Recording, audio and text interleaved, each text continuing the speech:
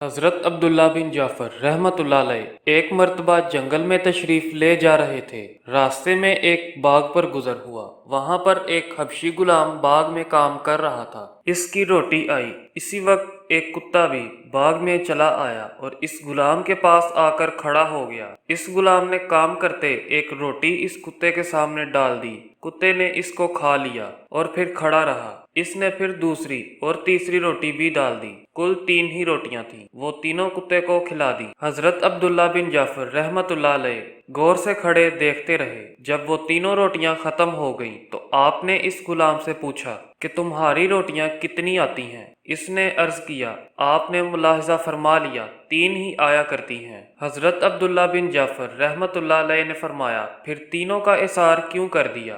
غلام نے کہا کہ حضرت عبداللہ بن جعفر رحمۃ اللہ علیہ، یہاں جنگل میں کتے نہیں رہتے۔ یہ غریب بھوکا کہیں دور سے مسافت طے کر کے آیا ہے، اس لیے مجھے اچھا نہ معلوم ہوا کہ اس کو ویسے ہی واپس جانے دوں۔ حضرت عبداللہ بن جعفر رحمۃ اللہ علیہ نے فرمایا، پھر آج تم کیا کھاؤ گے؟